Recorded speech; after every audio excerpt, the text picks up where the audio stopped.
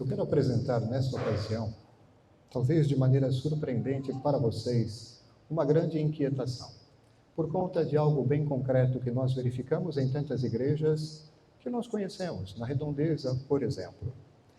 De fato, trata-se de uma expressão com as suas variações. A expressão, ou melhor, as variações são as seguintes: dias de vida eterna, meses de vida eterna, anos de vida eterna. Eu vou dar um exemplo concreto e todos vão entender, porque creio que se não todos, pelo menos uma boa parte, se não a maioria, já ouviu expressões do tipo. Alguém, por exemplo, ao anunciar uma missa por uma alma, diz assim: hoje nós estamos rezando esta missa pelo 7º dia de vida eterna de tal pessoa. Hoje nós estamos rezando pelos 30 dias de vida eterna de alguém. Hoje estamos rezando por 1 ano, ou 3 anos, ou mais, de vida eterna de tal pessoa. Eu não sei se todos perceberam essa expressão que em tantas igrejas é tão corriqueira. Ela traz um equívoco, ou induz ao equívoco, ao erro. Vamos considerar o seu sentido. E dizendo isso, quero logo, de antemão, dizer o seguinte: as pessoas, creio que todas elas, as pessoas que dizem, que utilizam essa expressão ou expressões, eu acho que não se deram conta do que estão dizendo. Quando nós dizemos assim, vamos hoje rezar pelos 30 dias de vida eterna de tal pessoa, o que significa isso? Significa que estes 30 dias estão sendo contados a partir do falecimento da pessoa. Conclusão: a pessoa está dizendo que ela já está na vida eterna. Antes que eu siga, é importante lembrar que a expressão vida eterna, nesse contexto, evoca certamente a presença da alma no céu. Quando nós falamos vida eterna, nesse contexto, estamos falando do céu. A pessoa já está na glória. Como é que nós podemos dizer isso? E para todo mundo, de uma maneira sistemática, 30 dias estamos aqui celebrando ou rezando pelos 30 dias de vida eterna, sendo que a pessoa faleceu exatamente há 30 dias. Isso quer dizer que a pessoa, então, morrendo, já foi imediatamente para o céu? Isso quer dizer que, de maneira sistemática, toda vez que se apresenta uma intenção de missa por um falecido, nós dizemos isso, dizendo praticamente que todos estão no céu? Entendem o equívoco? Não! Nós sabemos muito bem, vamos considerar nesta ocasião tão especial, tão grave, alguns dos novíssimos, o julgamento particular imediatamente após o tempo de peregrinação sobre a terra. No final do curso da nossa vida terrestre, no final do único tempo de vida que temos, porque não há uma sucessão de vidas. Eu me lembro muito bem, caros fiéis, de nesta mesma ocasião, no ano passado, ter dito o erro grave, herético, que é pensar na existência de uma coisa como reencarnação. A reencarnação não existe.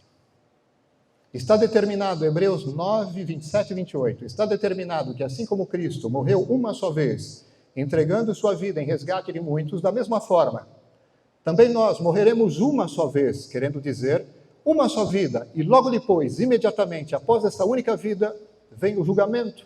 Logo depois vem o julgamento. Primeiro, novíssimo, o julgamento particular, a morte. E depois o julgamento particular.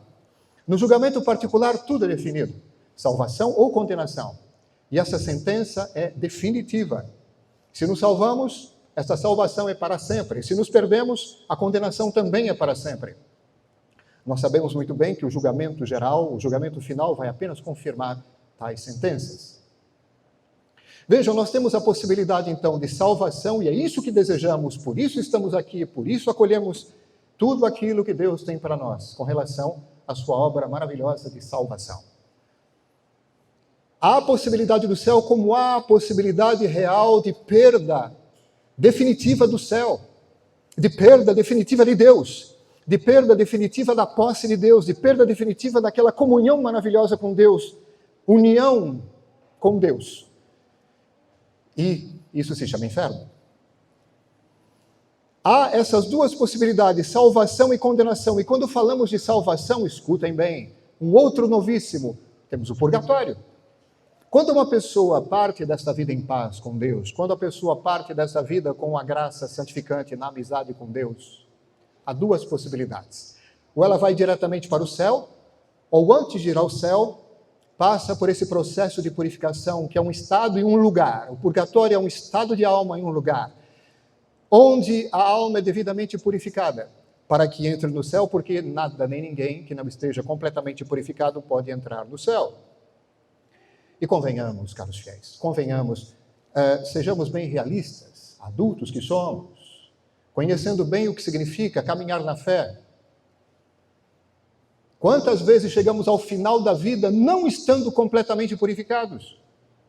Diria eu, também, e sobretudo nas circunstâncias atuais, a maioria das pessoas, salvando-se, chegam ao final de sua vida com a graça santificante, ok, porque para se salvar precisamos dela, mas não completamente purificada a gente. Pessoas não completamente purificadas, e são muitas e muitas, eu diria a maioria, não estamos completamente purificados quando chegamos ao final do tempo da nossa peregrinação sobre a terra. Então é a grande maioria dos salvos que precisa sim de purificação. Purificação que se chama purgatório, purgação. Como disse, o purgatório é o local ou o estado em que se dá esta purgação, esta purificação. Ora, nós conhecemos muito bem o dogma da existência do purgatório. Sim, caros fiéis, é um dogma, não é uma opinião teológica vaga, aberta à discussão. A existência do purgatório é um dogma perfeitamente afirmado pelas Escrituras, pela tradição apostólica e pelo magistério. É bem verdade que nós, há séculos, que nós sempre rezamos pelas almas dos falecidos, dos fiéis, defuntos, nas missas. Isso já diz algo muito, diz de maneira eloquente algo que faz parte da tradição apostólica. Se isso não fizesse parte da tradição apostólica, não rezaríamos nas missas pelos fiéis defuntos, isso desde o começo. Quero aqui lembrar, a propósito da existência do purgatório, a propósito do testemunho das Escrituras sobre isso, aquele trecho maravilhoso do Antigo Testamento tirado do segundo livro de Macabeus. Segundo livro de Macabeus, versículos de 43 a 46. Vamos considerá-lo mais uma vez. Porque quantas pessoas têm dito, querendo esquivar-se desta verdade incômoda, querendo negar a existência do purgatório, aonde encontramos isso na Bíblia? Bom, eu já começo dizendo, mesmo que não estivesse explicitado na Bíblia, este é o ensinamento certo da igreja. É o ensinamento certo da tradição apostólica, portanto, dos apóstolos e do magistério da igreja. Isso já nos basta, mas para a nossa alegria, uma alegria maior, nós encontramos a afirmação da existência do purgatório também nas Escrituras, aqui nesse trecho do segundo livro de Macabeus. Vamos lá. Disse ele, em seguida, organizou uma coleta, enviando a Jerusalém cerca de 10 mil dracmas, para que se oferecesse um sacrifício pelos pecados. Belo e santo modo de agir, decorrente de sua crença na ressurreição. Pois, aqui vem, se ele não julgasse que os mortos ressuscitariam, teria sido vão e supérfluo rezar por eles. Eles quem? Os mortos. Rezavam pelos mortos, já na economia do Antigo Testamento. Mas se ele acreditava que uma belíssima recompensa aguarda os que morreram piedosamente, vejam, morrer piedosamente significa já orientar-se para a salvação. Era esse um bom e religioso pensamento, qual? O de rezar pelos mortos. Eis porque ele pediu um sacrifício expiatório para que os mortos fossem livres de suas faltas. Nós temos a afirmação direta e clara da existência desta necessidade de purificação no post-mortem, aqui também no Antigo Testamento. Hoje, caros fiéis, nós sabemos muito bem, a igreja nos pede que nós rezemos por todos os fiéis defuntos. Eu tenho aqui uma lista com nomes bem explicitados. Na verdade, o padre está rezando por todas as almas que estão no purgatório. Fiéis defuntos significa todos os que estão no purgatório. Ah, mas e os nomes que estão ali? Claro que nós pensamos de uma maneira particular, mas rezando por eles, cujos nomes estão ali, eu estou fazendo isso, garanto a vocês, estou oferecendo sim esta missa em sufrágio daquelas almas, cujos nomes estão ali anotados, li um por um. Mas é bem verdade também que eu não excluo ninguém neste dia, nesta noite, desta oração, do oferecimento da Santa Missa, porque a igreja me pede para oferecer esta missa em sufrágio por todas as almas do purgatório, e claro, de uma maneira especial por aquelas que são esquecidas, porque vejam, tem ali nomes que nos são caros, e as outras tantas pessoas, das quais ninguém se lembra. É importante, não só hoje, mas hoje de uma maneira bem particular, e direi eu, de uma certa forma obrigatória. Nós rezamos por todos. E por que nós rezamos por eles? Porque vejam, aqui já as Escrituras nos falam, ali mesmo no Antigo Testamento, da importância de fazê-lo. É claro que depois a plenitude da revelação que nos vem por Jesus Cristo nos mostra que sim, é necessário fazê-lo e com os meios que nosso Senhor nos dá. Indo buscar no tesouro de méritos de Cristo aquilo que pode não só aliviar as penas daqueles que estão no purgatório, mas até mesmo abreviar esse tempo de purificação. E olha, ali no purgatório os suplícios são severos. Quero considerar isso mais uma vez. Vejam, aqueles que se salvam, quando se salvam, que maravilha, não é verdade? Na sua maioria, não chegam ao final da vida completamente purificados. Portanto, uma boa parte, talvez a maioria, tenha que passar pelo purgatório local, circunstância de severos suplícios. Vejam, eu estou comentando isso porque muitas pessoas têm o costume hoje em dia de dizer o seguinte: se eu for para o purgatório, já está bom demais. Claro, entendamos, lógico que sim, a diferença é infinita, enorme, entre purgatório e inferno. No purgatório temos a certeza da salvação, no purgatório estamos salvos do inferno, condenação eterna, a diferença é absurda. Mas não utilizemos essa expressão como se ir ao purgatório fosse dar um passeio num lugar assim, bem tranquilo. É claro que nós somos habitados ali por uma felicidade insigne, uma felicidade imensa. Imaginem a certeza de ter já a salvação garantida e ninguém a rouba de nós. Inclusive, é isso que faz com que as almas levem adiante e suportem com bravura sofrimentos tão lancinantes. Porque trata-se disso. Severos suplícios. Alguém poderia dizer: poxa, mas o senhor Maurício exagera talvez um pouco. Vamos escutar os santos. Santo Agostinho. Para ser purificada, Santo Agostinho, para ser purificada e admitida no número dos eleitos, a alma é submetida a um fogo mais penetrante que tudo que se possa ver, sentir e imaginar sobre a terra. Santo Agostinho ainda que este fogo deva salvar aqueles que o sofrerem, é certo, todavia, que é mais doloroso para eles que todos os sofrimentos que um homem possa suportar aqui na terra.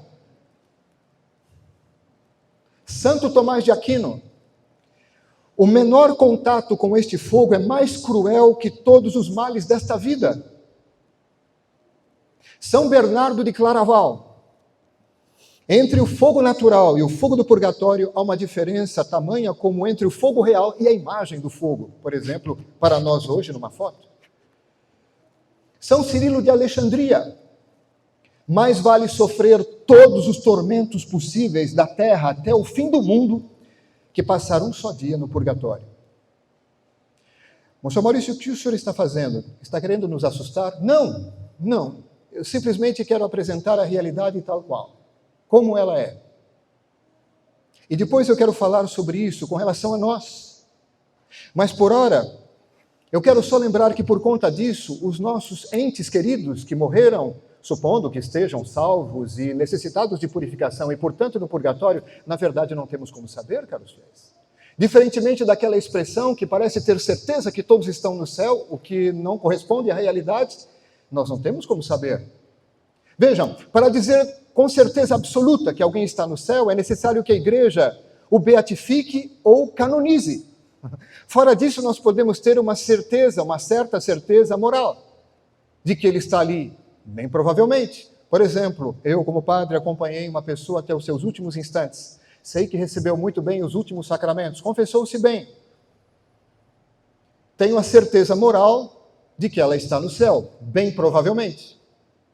Ou a certeza, vou melhorar para inclusive ser fiel àquilo que disse até aqui. Tenho a certeza moral de que ela se salvou. Se está no céu ou não, não tenho como saber. Se ela ainda tem coisas a purificar, a expiar, não está no céu ainda. Deverá passar pelo purgatório. Entende? Quando disse, então, alguns instantes atrás, alguns segundos atrás, tenho certeza que está no céu. Correção, tenho certeza que salvou-se. Se está no céu ou no purgatório, não sei. E essa certeza é uma certeza moral. Eu considero a grande possibilidade, não estou canonizando, só a igreja pode afirmar de maneira peremptória, com absoluta certeza, se alguém está no céu, beatificando esta pessoa, canonizando-a. Já entenderam, não é? A mesma coisa vale, está no purgatório, está no inferno. Um dia, uma pessoa, uma senhora muito aflita, perguntou para São João Maria Vianney, muito aflita depois da morte do seu marido, onde está o meu marido? São João Maria Vianney disse, não tenho como saber, senhora. A menos que haja uma revelação particular, bem clara, não tenho como saber onde está. Então, caros fiéis, o que nós estamos fazendo? Como não sabemos, e supondo a probabilidade, a possibilidade de que tenham necessidade das nossas orações, seria uma grande pena, diria eu até um grande crime, se não rezássemos, supondo a mínima possibilidade que seja de que precisem de nossas orações. Porque vejam, se os tormentos são assim lancinantes, eles se encontram ali, os nossos entes queridos que estão no purgatório, eventualmente, em estado de extrema necessidade. Numa necessidade muito maior do que as necessidades terrenas. Ora, ir em socorro a eles através das nossas orações é um gesto de elevadíssima caridade, do qual nós esquecemos muito frequentemente. Lia recentemente a reflexão de um bispo do Portugal, do século XX, que dizia assim, puxa vida, é maravilhoso ver quando um ente querido, um membro de nossa família, está atravessando um momento difícil de enfermidade. Quanto zelo, quantos cuidados com a sua saúde, a presença, enfim, a família se desdobra em zelo por cuidar e ajudar e tudo mais. São muitas as famílias que fazem isso, graças a Deus. Mas ele lamentava-se, nos idos anos 40 ou 50 do século XX, ali em Portugal, que após a morte, reza-se uma missa de 7º dia, uma missa de 30 dias ou um ano, e depois, pum, se esquece. Não se reza mais. Não se reza mais por aquela alma. E ele diz, grave erro. Deveríamos rezar e oferecer missas e terços, e deveríamos rezar muito por aquelas almas. Não lembro agora qual santo, aqueles que conhecem vão ter o nome dele já evocado na mente, um santo com muita fama de santidade, vendo o momento da sua morte se aproximar, reuniu os seus e disse assim, venham cá.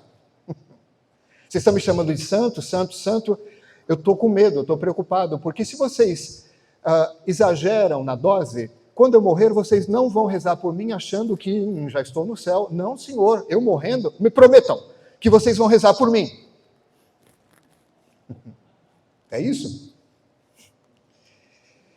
Nós oferecemos, então, para ajudar as almas, realizando este ato de extremada caridade, sufrágios. Vamos lá, São Jerônimo. Claro que a primeira forma de oferecer sufrágio por uma alma é a Santa Missa. São Jerônimo, as almas do purgatório não sofrem. Olha que interessante, escutem bem. As almas do purgatório não sofrem, enquanto por elas é oferecido o santo sacrifício da missa. Durante a missa, o sofrimento é suspenso. São Gregório, ele diz algo no mesmo sentido. São Gregório, as penas dos defuntos por quem é celebrada a missa, ou que o celebrante recomenda particularmente, ficam suspensas durante a celebração ou diminuem durante este tempo. Tenho certeza que muitos aqui não ouviram isso. Tenho certeza que a grande maioria desconhecia esse fato. O quanto que, por exemplo, a missa, que é o que nós podemos oferecer da parte de Nosso Senhor de mais precioso, ajuda. em termos de alívio e em termos de abreviação do tempo de purificação. Porque se é um tempo de suplício e a pessoa anseia, anela por ver a Deus, então que seja encurtado, porque assim ela já vai ter acesso à felicidade que tanto almeja. E nós estamos ajudando nisso. Vejam que obra extremada de caridade. Agora, uma pergunta que eu faço: onde está a nossa generosidade em oferecer missas e orações e terços e sacrifícios e esmolas que nós oferecemos às pessoas em sufrágio das almas? Onde está o nosso zelo em fazer isso? Lembrava esse bispo de Portugal, dos anos 40 e 50, ali do século passado, que no Portugal, naquela região, se tinha um costume de viver isso de maneira muito generosa. Ele lamentava já naqueles anos 50, que esta prática estava caindo em desuso e se enfraquecia. Ele lamentava muito, dizendo: onde está o zelo cristão em realizar obras de caridade, claro, de todas as formas, mas especialmente nessa forma, quanto mais se precisa. Então, de novo, quais são os meios? Em primeiro lugar, a missa. Oferecer missa em sufrágio, orações e, de maneira especial, o terço. Nossa Senhora, ela mesma associou ao terço um valor muito importante também com relação a isso. O terço, o rosário. Obras indulgenciadas, que são muitas. A esta obra está associada uma indulgência, sim, parcial, ou indulgência plenária, entendem? Esmolas ou gestos de caridade. Eu faço um gesto de caridade, eu digo, pelas almas, em sufrágio pelas almas. É assim que a gente aproveita tantas boas obras. Quanto bem nós podemos fazer pelos vivos e também por aqueles que se foram. Sacrifícios, os sacrifícios que fazemos, palavra tão difícil de ser aceita, acolhida, digerida nos tempos atuais. Não se pode falar sacrifício, já cria uma certa alergia, uma certa ojeriza. Sacrifício. Nosso Senhor falou da importância da penitência. Se não fizerdes penitência, perecereis todos vós. Nosso Senhor, ele apresenta a penitência não como algo secundário, quase sem importância, mas como algo fundamental. Só que a nossa geração, tão acostumada, mal acostumada com conforto e facilidade, lógico que tem alergia e ojeriza aquilo que se opõe a isso. Não entendendo o sentido espiritual de uma penitência bem feita, que, por exemplo, expia os pecados, nos faz adquirir, com a ajuda de Deus, o maior autodomínio sobre si mesmo para vencer o pecado. E ainda pode ser oferecida em sufrágio pelas almas. Não, a gente acha que não entende o valor disso tudo. Sacrifícios, mortificações, penitências. Vou me privar disso por isso. Vou me privar disso pelas almas. Consultem, por exemplo, a vasta literatura católica de tantos séculos, que vocês vão encontrar exemplos assim de generosidade com relação às almas, que é o caso aqui.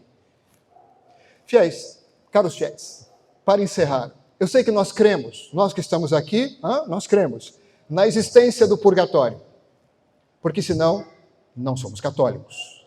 Aquele que nega a existência do purgatório nega um dogma, portanto, negando já não é mais católico. Nós cremos então, somos católicos, caros fiéis, católicos, não é isso? Nós cremos, mas a crença de muitos, muitas vezes, é superficial, vaga, muito fraca, pouco efetiva. O princípio nós o aceitamos, mas na prática, qual é a prova? A prova é aquilo que nós, por exemplo, não fazemos pelos mortos. Poderíamos fazer muito mais, mas é como se, cremos, mas é como se não existisse o purgatório. Sabe aquela história? A pessoa diz, eu creio em Deus, mas ela vive como se Deus não existisse. É isso. Agora, com relação a nós, eu vou encerrar com isso. Porque sim, estamos rezando por eles, mas estamos também nos preparando para o encontro com o Senhor no final da nossa vida aqui, do tempo de peregrinação sobre a terra. Temos que nos preparar para a morte, viver uma boa morte. Não é só evitar o inferno. Na verdade, caros fiéis, temos que aproveitar bem o tempo da nossa vida para fazer aquilo para que fomos criados, amar muito a Deus. Entendem? E sermos felizes já nisso. E é claro que amando assim a Deus, nós expiaremos muitos pecados, porque afinal de contas, não serve de nada sacrifício se não houver a intenção reta. Não serve de nada o sacrifício se não for por amor a Deus. Não serve de nada o sacrifício se não for por uma intenção sobrenatural. Mas se nós oferecemos sacrifícios por amor a Deus, por causa de Deus, com reta intenção, por motivos sobrenaturais, então sim, este gesto, expressão de amor que se expressa assim de maneira austera, rigorosa, nos faz avançar e nos obtém uma maior pureza, expiando os pecados. Estou falando de nós.